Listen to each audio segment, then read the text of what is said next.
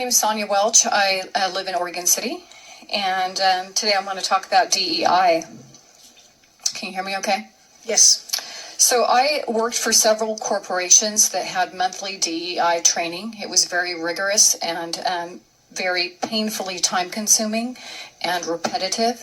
If you're familiar with the programs that you go through, they give situations, scenarios, stories about conflict within the workplace or elsewhere. Many of these stories depict certain classes, certain races as having specific customs or different cultural customs or beliefs that may not be practiced with everybody within that ethnic background. I have seen more conflict result actually in some of these programs because sadly people will make assumptions about someone based on that criteria, which may not even be the case.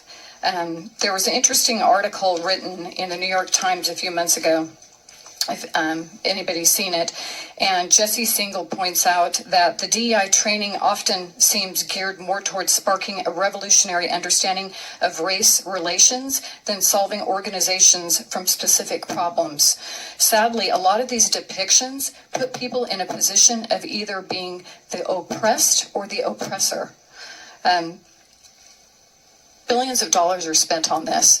$70,000 a month? Are you kidding me? That is insane. What you could do with that money, most people can't even fathom what that is. With the cost of gas, groceries, everything that we're encountering today. And I could tell you, for the last 5 years, I had done these programs. I haven't seen anything improve. Has anybody seen an improvement with unity? I think there's been more division. And I'm sad that this hasn't worked. But please, please, I encourage you to find other ways to spend these funds. Thank you. I am speaking about the Office of Equity and Inclusion. I received an email from my mayor, Lake Oswego Mayor Joe Buck, along with a link to sign a letter to the Clackamas County Board of Commissioners that advocated not only for protecting the Office for Equity and Inclusion, but expanding it. The list of signers is long, and the number of organizations they hoped would add weight to their cause is also long. Many of these people are paid to lobby the government for their causes, and they share their numbers with other groups in order to appear more influential than they really are. In these political social justice fights, normal citizens are at a disadvantage. Most regular people don't have the time to get this involved with the budget process. They work, take care of families, and have lives to lead. But the activists never rest. It's like facing a buzzsaw if you think differently than the activists. I've seen this tactic before, and I'm not impressed by the show of interest for what appears to be a noble cause, and neither should you be. The pile-on of organizations and politicians and their followers follow Saul Alinsky's Rules for Radicals handbook. Always remember the first rule of power tactics. Power is not only what you have, but what the enemy thinks you have. The objective is to get the power players to think that the public sentiment for their cause is larger than it is. They wish to intimidate you, me, and everyone who reads their letter that their agenda is the right course of action, and in this case, to do anything less would be uncaring and racist. I don't think the Office of Equity and Inclusion has proven itself to be useful to the county. I have seen their website and read their research and progress reports, and still not clear about what the purpose of the office is.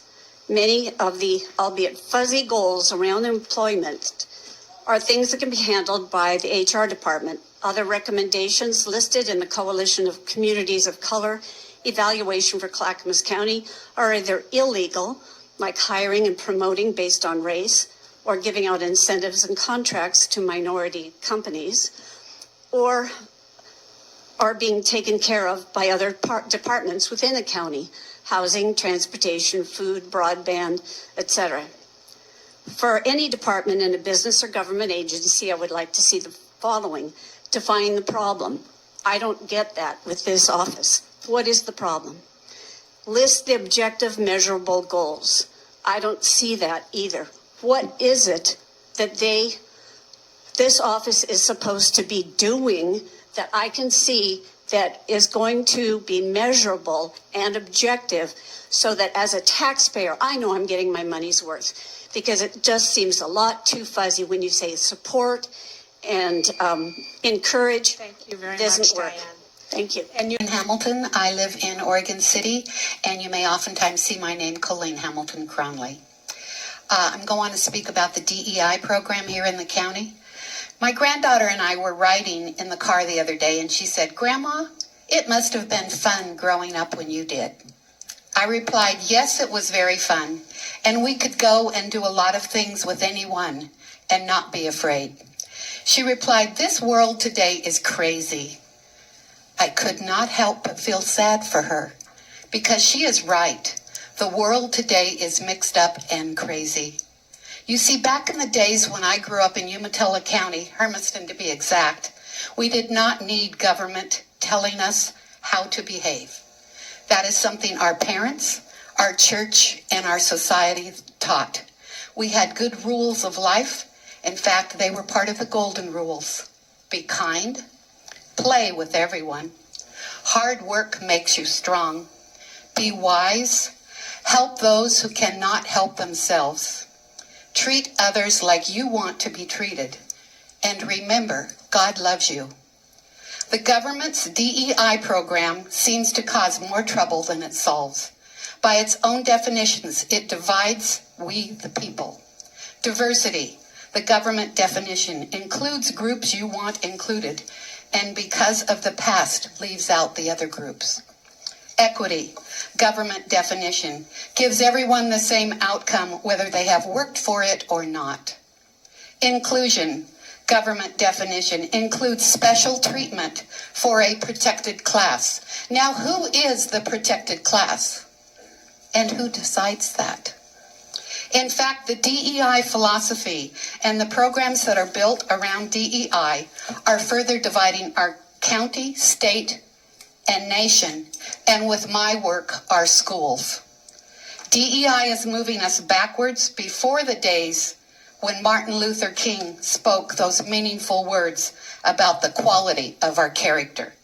We do not need a government expenditure of nearly $1 million for this DEI program that promotes a divisive agenda. Yes, there are many in the audience and in our county who are supported by the money the DEI program puts into their pockets or programs. That is not what is important. What is important is to use programs that unite our county and do not further divide it. We have had enough division the last few years. Let's take a stand in Clackamas County and say no more division, and build a county that betters our state and works for all of our people. Please stop the nonsense and vote no on the DEI program. Use county funding in better places. Beaver Creek. DEI is now a bureaucratic industry, from college campuses to corporate HR departments and from entertainment to government. According to Forbes, the spending on DEI has just skyrocketed. I would like to see more money, the money spent for people with disabilities. According to a report, DEI staff listed by universities that it totaled 4.2 times the number of staff were assigned to a DEI than were assigned to assist students with disabilities and to help them receive reasonable accommodations as required by law. DEI is affirmative action. It was created to replace affirmative action. We have the politicization of all possible social identities, which includes the proliferation of new identities for the purpose of political activation. In other words, all identities must be understood as either an oppressor or the oppressed. and all social differences among identities must be interpreted as resulting from political oppression. Are there more white or Asian doctors than black ones? This must be due to racism. Are there more men working in construction than women? This must be due to sexism, and so on. DEI is divisive. DEI is not inclusion. It is a divisive ideology. DEI pushes favor on some demographic groups to the detriment of others. I have a current example. Kevin Dahlgren, who works in getting the homeless off the streets of Portland, he reported that the white homeless individuals can die on our streets without medical attention because the first served are chosen by their skin color.